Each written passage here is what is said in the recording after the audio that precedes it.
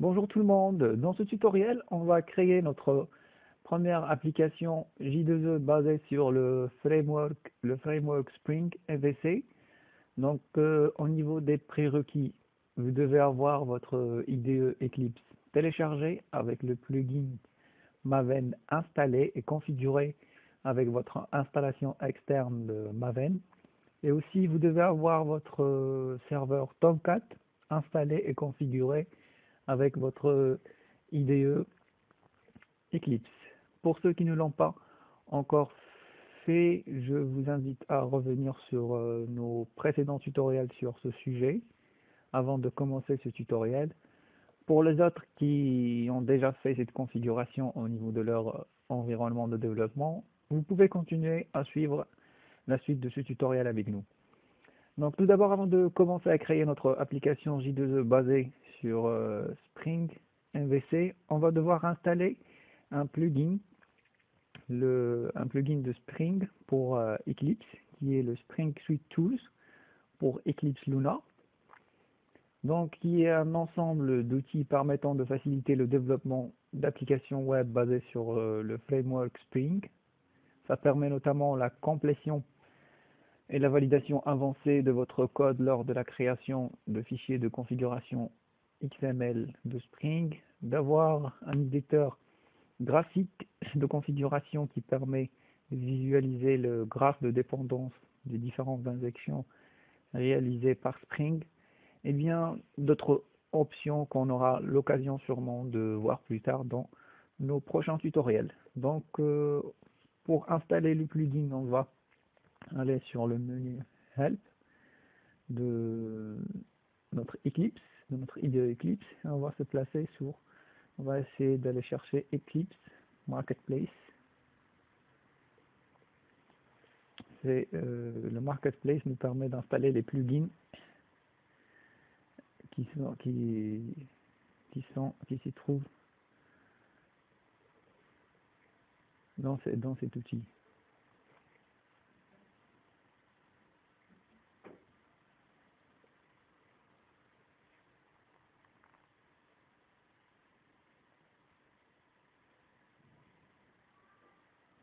Voilà, donc vous devez avoir une connexion internet lorsque vous allez configurer, installer le plugin depuis le marketplace de Eclipse. Donc on cherche Spring.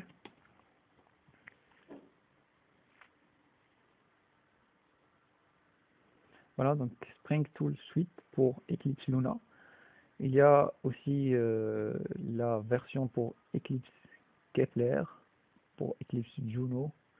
Donc ça dépend de la version d'Eclipse que vous utilisez. Moi je vais utiliser la version pour Eclipse Luna. On clique sur Install et l'installation de plugin commence. Voilà, donc comme je l'ai dit, il faudrait avoir une connexion internet pour que le plugin puisse se télécharger.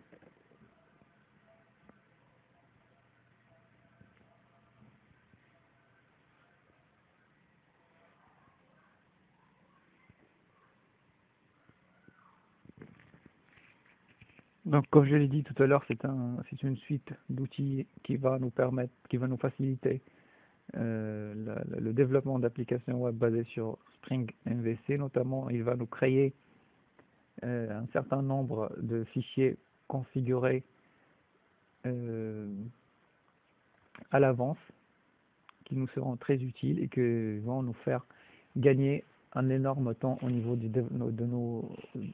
développements de nos applications.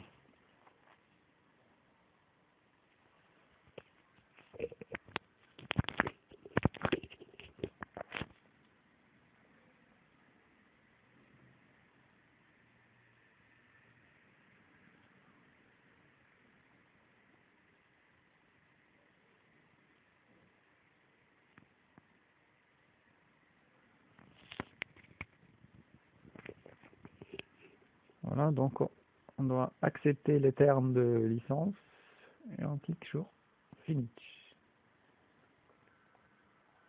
Installer software, donc c'est en train de s'installer.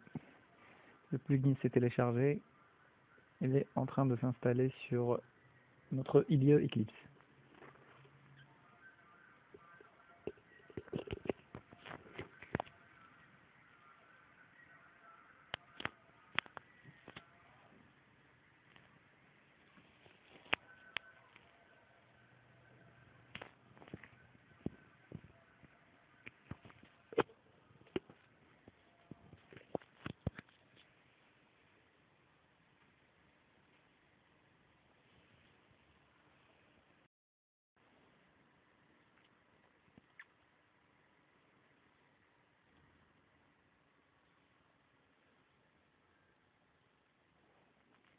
Voilà, donc maintenant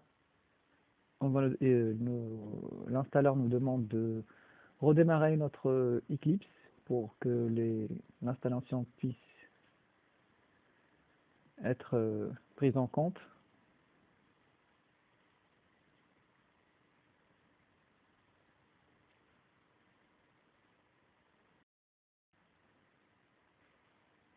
Voilà, donc on a redémarré notre IDE Eclipse.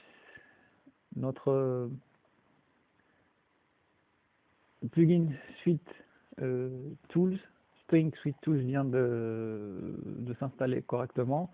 Maintenant, on va créer notre premier projet Spring MVC. Donc, pour créer un projet New, on va aller chercher Project, un Spring Project. Voilà, on choisit un Spring Project, Next.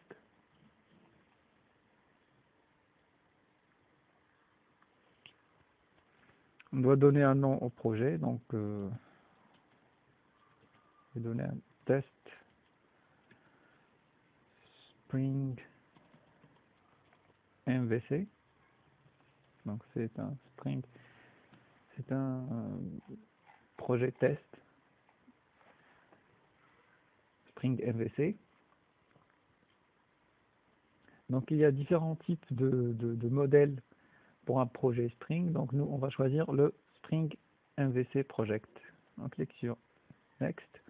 Là on nous demande d'entrer un nom, de spécifier un package de base.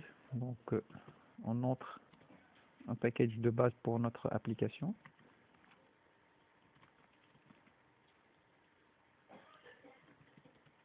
java2brain.test.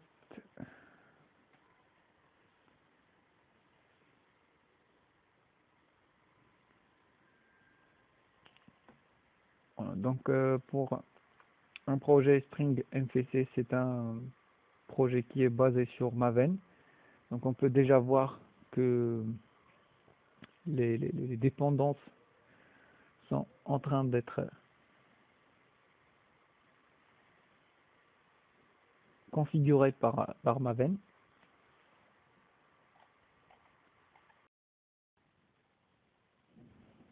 Voilà, donc au niveau d'une application web, le premier fichier auquel on doit penser configurer est le fichier web.xml. Donc on va aller chercher ce fichier dans source. Ici, voilà, donc on va essayer de voir ce qui a été créé au niveau de généré au niveau de ce fichier. Si on regarde le fichier web.xml, on peut voir que la configuration nécessaire est déjà faite. On voit bien qu'il y a la déclaration du context loader listener. C'est pour faire l'injection de dépendances. Et par défaut, le context loader listener, il va chercher un fichier qui est le root context.xml. C'est le fichier qui est censé contenir tout ce qui est dépendance, injection de dépendance de votre application pour créer le contexte. Et après, pour ce qui est Spring MVC, il y a la déclaration de dispatcher servlet qui lui-même a besoin d'un fichier de configuration qui est servletcontext.xml. Et pour accéder par le dispatcher servlet, il faut passer par toutes les URL, et c'est ce qu'on peut voir au niveau de la balise servlet servlet mapping. Donc au niveau de URL mapping, on voit qu'on a mis slash, donc ça veut dire que toutes les URL ils vont être mappées par la servlet app servlet, et l'app servlet c'est le dispatcher servlet.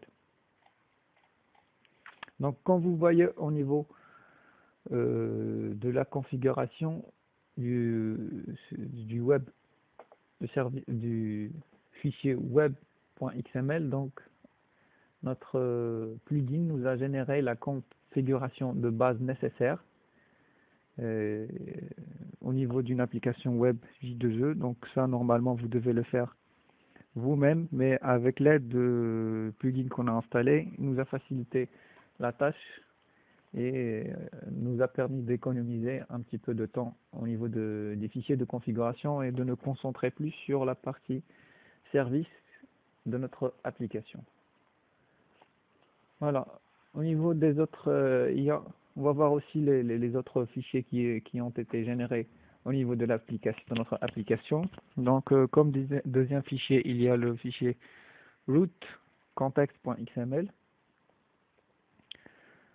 Donc maintenant, si on voit ce fichier,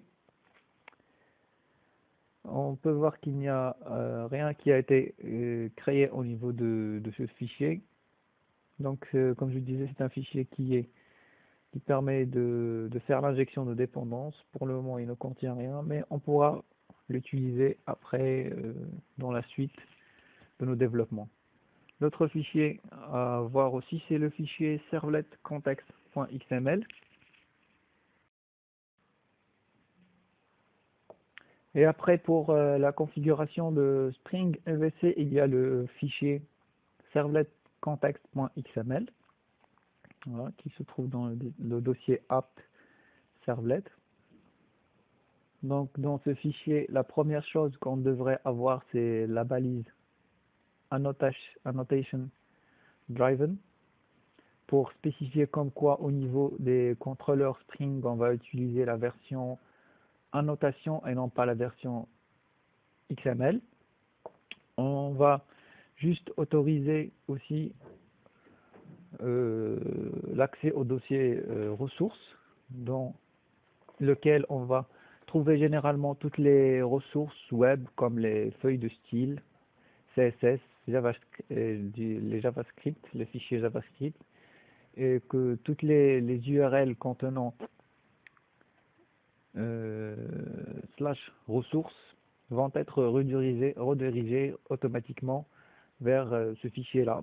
Par exemple, les fichiers de style CSS qu'on va créer, on va les créer dans ce dossier, donc location slash ressources, et ils seront accessibles via une URL qui contient le mot-clé ressources. Après, par défaut, on voit qu'il y a un résolveur de vue qui a été généré. Donc on suppose que le résolveur de vue généré par défaut, c'est le Internal Resource View Resolver. Donc comme il utilise deux paramètres qui sont préfixe et suffixe. Alors pour préfixe, c'est le web1, qui se trouve dans le dossier web1/views. Ça suppose que toutes les vues sont stockées dans le dossier views. Voilà, donc dans ce dossier-là. Et que toutes les GSP qui s'y trouvent vont se terminer par suffixe, le suffixe .gsp. Donc ça, c'est le résolveur qu'on va utiliser. Et après, il y a le component scan, le composant component scan, pour informer Spring MVC comme quoi au démarrage, il devrait scanner toutes les classes qui se trouvent dans la base de ce package, donc comme .java2brain.test, donc c'est le package qu'on a utilisé, qu'on a mis au début, voilà. Donc cette balise permet d'indiquer à Spring qu'il va devoir scanner toutes les classes qui se trouvent à la base de ce package. Voilà. Et du coup, toutes les classes qui contiennent la notation contrôleur vont être scannées, et aussi toutes les classes qui contiennent tout ce qui est annotation Spring MVC vont être redirigées automatiquement vers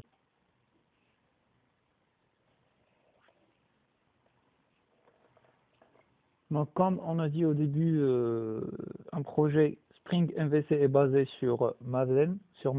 Du coup, toutes les dépendances seront gérées au niveau du fichier pom.xml. Voilà, donc on va essayer de voir ce qui a été généré au niveau de ce fichier. Donc on voit déjà qu'il y a un ensemble de dépendances qui ont été déclarées. Donc on voit comme framework, il y a le Spring Context qui a été généré au niveau de ce fichier. Il y a le Spring Web MVC. Il y a aussi l'aspect J, le SLF4J pour la journalisation, le Log4J aussi pour la journalisation. Il y a aussi le javax.inject pour l'injection de dépendances, l'API Servlet, l'API GSP, l'API GSETL, et pour les tests unitaires, il y a l'utilisation de JUnit. Ça veut dire que par défaut, quand on crée un projet Spring MVC, si on regarde le dossier, les ressources qui sont générées, donc au niveau de librairie, Maven Dependent 6, on voit déjà un ensemble de jars qui sont utilisés. Ce sont les ensembles de jars qui sont utilisés par défaut dans un projet MVC. Donc normalement ça vous devez le faire par vous-même, mais le plugin de Spring Suite Tools vous facilite la tâche. Il vous configure tous ces fichiers qu'on a vus depuis tout à l'heure, donc le fichier web.xml préconfiguré, route.xml, servlet.xml et pom.xml, et vous met toutes les jars, les dépendances qui sont nécessaires pour le développement de votre application web.xml. Donc tout ça, ça a été généré par le plugin qu'on a installé. Et après, selon ce qu'on veut réaliser au niveau de notre application, on peut ajouter nos dépendances, les dépendances qu'on veut, les dépendances nécessaires pour le développement de notre application au niveau de ce fichier, donc le fichier pom.xml. Donc maintenant, on va voir le contrôleur, la classe Java controller qui a été générée au niveau de notre projet. Donc c'est la classe home controller. On peut voir déjà qu'il y a la notation controller qui a été générée par défaut. Ça va permettre d'indiquer au conteneur Spring que cette classe est un contrôleur. Ensuite, on voit la deuxième annotation qui est request mapping. Dans son attribut value, on voit slash. Ça veut dire que cette méthode, la méthode home, va traiter tous les types d'URL. Et on voit dans son attribut méthode, il y a request method.get. Donc cette méthode va traiter tous les types d'URL qui sont envoyés par la méthode get. au niveau du corps de la méthode, on voit que on se contente d'afficher la date système de notre serveur local. Donc, on va utiliser une instance de la classe date qu'on va formater à notre date système, à la date système de notre serveur. Donc, nous, on a un serveur local, donc c'est le serveur Tomcat. Et le résultat sera sous la forme d'une chaîne de caractères, string, qu'on va ajouter dans notre modèle par la méthode addAttribute. Et on va lui donner le nom serverTime. Donc ce modèle, on pourra y accéder dans notre vue. Donc, et la vue à laquelle on pourra y accéder sera spécifiée dans le return, donc dans la chaîne de caractères de return. Ici, c'est home, donc la vue à laquelle on va envoyer ce modèle va s'appeler home, qu'on va trouver ici dans le dossier views. Donc voilà, home.jsp. Dans le home.jsp, on se contente juste d'afficher la valeur de notre variable serverTime qu'on a ajouté dans le modèle. Donc pour y accéder, on utilise une expression language pour y afficher. Donc c'est un simple affichage de la date système de la date système locale de notre serveur. Voilà, c'était donc maintenant qu'on a fait le tour des fichiers générés au niveau de notre application, on va fermer tout ça, donc close all, et on va tester notre application. Donc pour tester une application StringFSC, on va sur Run As, Run on the Server, clique sur Next, Finish.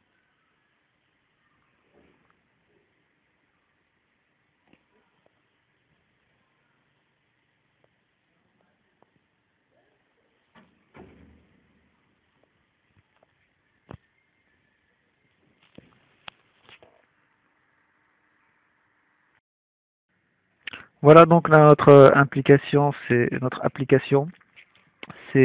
exécutée correctement sur notre serveur Tomcat. Donc on voit bien que ça a affiché la date système dans notre serveur local, donc le 7 février 2015. Donc voilà, c'est terminé pour ce tutoriel dans lequel on a vu comment réaliser notre première application J2E basée sur le framework MVC. Ça a été plus l'occasion pour nous de comprendre le fonctionnement du framework Spring MVC et l'interaction qui se passe entre les différents fichiers de configuration, les classes Java controller et les vues GSP. Un mécanisme assez important à comprendre avant de commencer le développement d'applications web J2E plus complexes. Je vous conseille de revoir cette vidéo à plusieurs reprises pour bien comprendre ce mécanisme. J'espère aussi que cette vidéo a été bénéfique pour la plupart d'entre vous. Et bien sûr dans un but de partage de l'information. C'est d'ailleurs le principe sur lequel a été créée cette suite de tutoriels de Java to Brain, dans le but de partager l'information et la connaissance utile. Pensez à partager cette vidéo avec votre entourage pour qu'ils puissent en bénéficier eux aussi. N'oubliez aussi surtout pas de vous abonner à notre chaîne YouTube et à notre page Facebook pour recevoir les dernières notifications de nos tutoriels. Merci et à bientôt.